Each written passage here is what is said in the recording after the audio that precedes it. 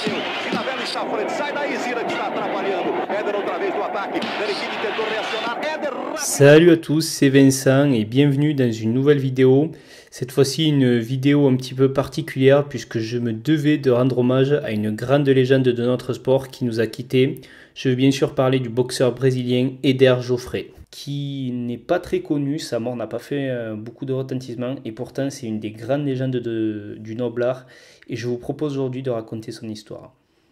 Éder Joffré, il est né le 26 mars 1936 à Sao Paulo, au Brésil, d'un père argentin et d'une mère italienne. Son père était un boxeur et il va donc naturellement l'amener à ce sport. Et il faut savoir qu'il l'entraînera pendant toute sa carrière. Éder Joffré, il a une très grosse carrière en amateur dans les années 50. En 1956, il participe notamment aux Jeux Olympiques de Melbourne où il s'inclinera en quart de finale. Dès 1957, il va passer professionnel dans la catégorie des poids coqs et il va se mettre à enchaîner les combats victorieux. Au début 1960, il affiche un palmarès parfait de 29 victoires, 20 par KO pour 0 défaite et seulement 3 matchs nuls. Éder Joffré, il a un style offensif mais à la fois gracieux, précis et surtout très puissant. Il a une puissance dévastatrice pour un poids coq. Et à ce moment-là, il reçoit d'ailleurs son surnom, son légendaire surnom, au galop des Ouros qui signifie le coq d'or. Les Américains le surnommeront donc The Golden Batam.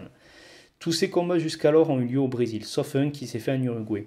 Il faut savoir qu'à cette époque, il y avait une règle brésilienne qui était assez particulière, qui définissait que si un combat allait à la limite, le boxeur ne pouvait l'emporter que s'il avait 4 rounds de plus que son adversaire. Si vous gagnez avec 2 ou 3 rounds de marche, ça ne suffisait pas et automatiquement le combat était déclaré match nul. Et c'est pour ça que si vous regardez beaucoup de palmarès de boxeurs brésiliens de cette époque, vous verrez qu'ils ont un nombre incalculable de matchs nuls. Quand on voit qu'Éder Joffré, il en a seulement que 3, ça laisse songeur. Alors il faut savoir que sur ces 3-là, il y en a un qui n'a pas du tout été dû à cette règle brésilienne, puisqu'il s'est fait en Uruguay. C'est son seul combat en Uruguay et il s'est fait face à un boxeur du nom de Rubén Casares. Il faut savoir que Éder Joffré le retrouvera quelques temps plus tard et le mettra KO au 7e round.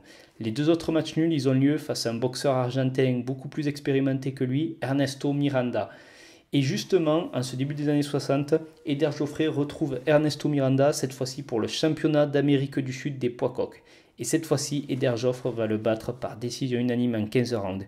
Une revanche sera immédiatement organisée et Éder Joffré va battre Miranda cette fois par KO dès la 3e reprise sur un KO dévastateur.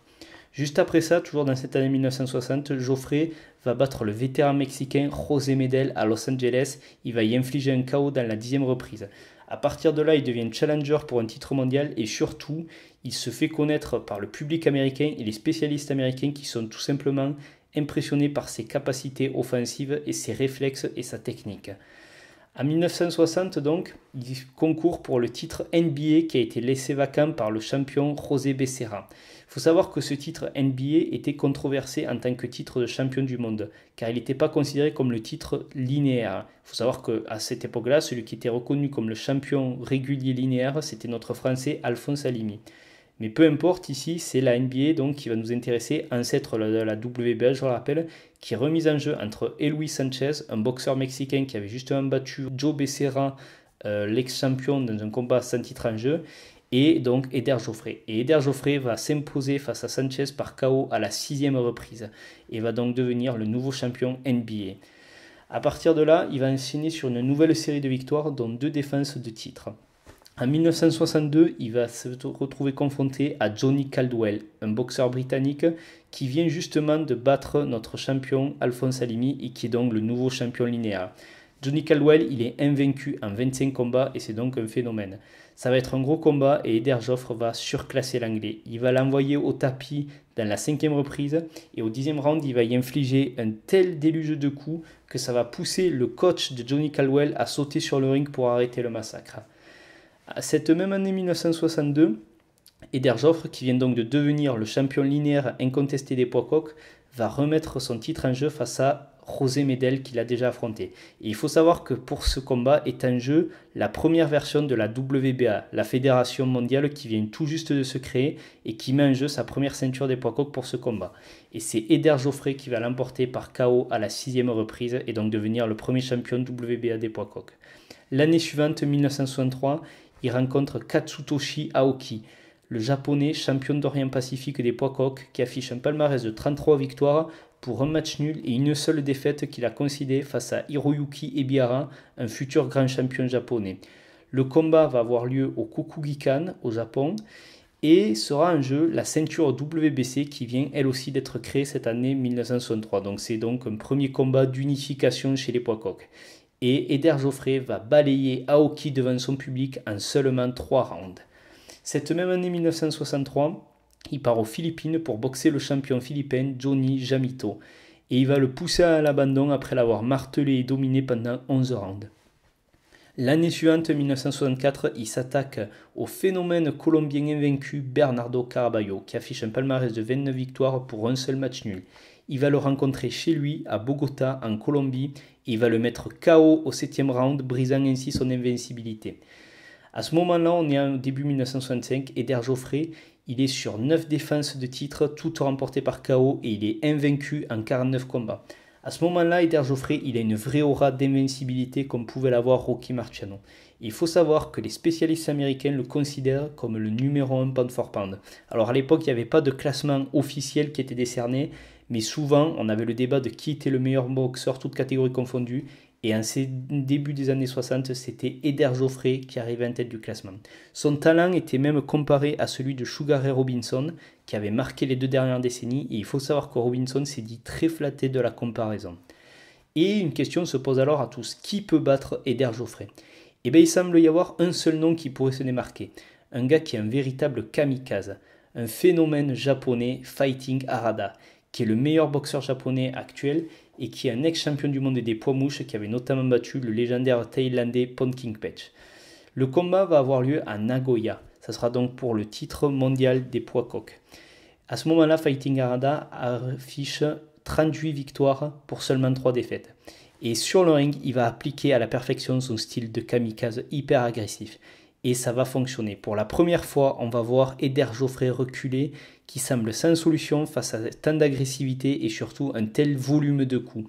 Mais très vite, le Brésilien va réagir au 3e round. Et à partir de là, le combat, ça va devenir une véritable guerre, pleine de retournements de situation. Pour autant, Fighting Harada, il va étriquer Eder Joffrey comme personne n'avait réussi à le faire jusqu'à alors. Eder Joffrey, de son côté, il va faire parler la poudre, mais pour la première fois, il va se retrouver face à un boxeur qui est capable d'absorber son punch. Fighting Harada, ça va donc être le premier boxeur à tenir 15 rounds face à Eder Joffrey. Et au terme de ces 15 rounds épiques et très serrés, c'est Fighting Harada qui va être désigné vainqueur par décision partagée. Il va donc briser l'invincibilité légendaire de Eder Joffrey. C'est un combat qui est très serré et qui aurait pu aller dans les deux sens. D'ailleurs, beaucoup ont déclaré que s'il n'avait pas eu lieu au Japon, peut-être qu'Eder Joffrey aurait été désigné vainqueur. Après ça, le Brésilien, pour se remettre en selle, il décide de revenir combattre au Brésil face à Manny Elias. Et ce combat va se solder par un match nul. Et on peut voir à ce moment-là qu'Eder Joffrey, il a de plus en plus de mal à tenir le poids chez les poids coqs.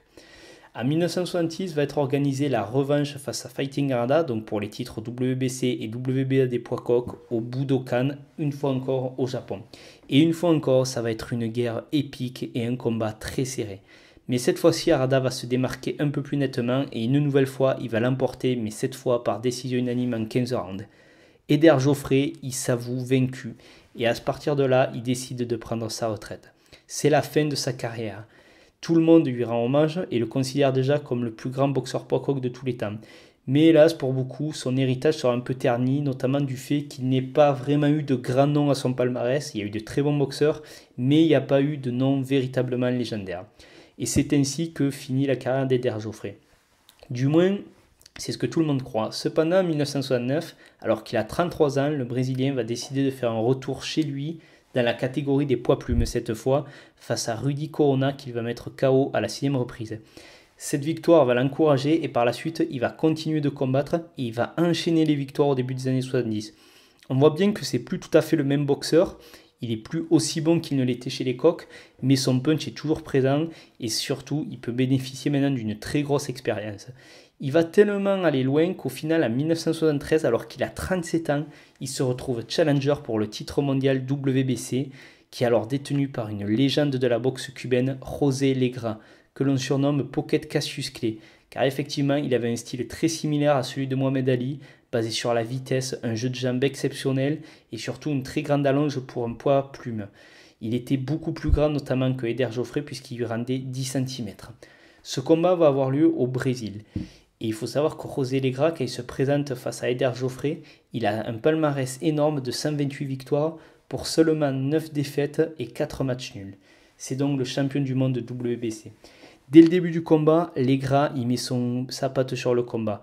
On peut voir qu'il gère la distance, que par son jeu de jambes, il se montre insaisissable. Eder Joffré n'arrive pas à le cadrer, n'arrive pas à trouver sa distance et il se fait surclasser. Et au troisième round, le Brésilien va même se faire envoyer au tapis. Mais ça va marquer son réveil. À partir de là, au quatrième, il va aller de l'avant, il va enfin trouver sa distance. Et à partir de là, les choses vont devenir très compliquées pour José Legra, qui va subir des coups d'une puissance phénoménale, notamment des coups au corps qui vont l'empêcher de se servir de son jeu de jambes dans les rounds suivants, à tel point que le Cubain il sera obligé d'aller chercher l'accrochage pour tenter de survivre sur plusieurs échanges. Malgré tout, il sera solide et au final, le combat va aller jusqu'à son terme des 15 rounds. Et après ces 15 rounds épiques, c'est Eder Joffré qui va être nommé vainqueur par décision majoritaire. À 37 ans, il devient alors champion du monde des poids plumes. C'est une véritable renaissance pour ce phénix. Il faut savoir que ce titre, il va le remettre en jeu dès la fin de l'année 1973 face à une légende de la boxe mexicaine, Vicente Saldívar, qui affiche un palmarès de 37 victoires pour seulement 2 défaites. Il a 30 ans, il a été champion du monde des poids plumes, donc la catégorie dont on parle actuellement, entre 1964 et 1970. C'est un combat en or, puisque on surnomme Eder Joffré au gallo de oro, le coq d'or, et on surnomme Saldívar el zurdo de oro, le gaucher d'or. Ce combat va avoir lieu au Brésil, et hélas, on n'a aucune image de cet affrontement. Ce qu'on en sait selon les récits, c'est que le round 1 a été un round plutôt tranquille, un round d'observation. Dès le round 2, Vicente Saldívar il a décidé de presser les choses et d'aller agresser Eder Joffré. Et à ce moment-là, il a fait une erreur parce que Joffré, il n'était pas dans la meilleure condition, notamment pour tenir les 15 rounds. Il a vu là une opportunité en or de rapidement finir le combat.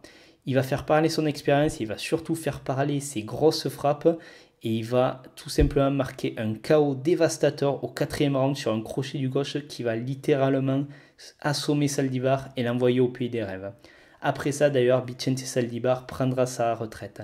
Eder Joffré, lui, va continuer, mais il va abandonner son titre, tout simplement. Et là, je dois avouer que j'ai un gros regret, parce qu'il faut savoir que quelques mois après, Rubén Olivares va lui devenir champion du monde dans l'autre fédération WBA chez les poids plumes. Rubén Olivares, c'était une légende de la boxe mexicaine, et surtout, c'est une grande légende des poids coqs. Et on aurait pu alors potentiellement avoir un combat entre les deux plus grands poids coqs de tous les temps chez les poids plumes, ça aurait été tout bonnement exceptionnel.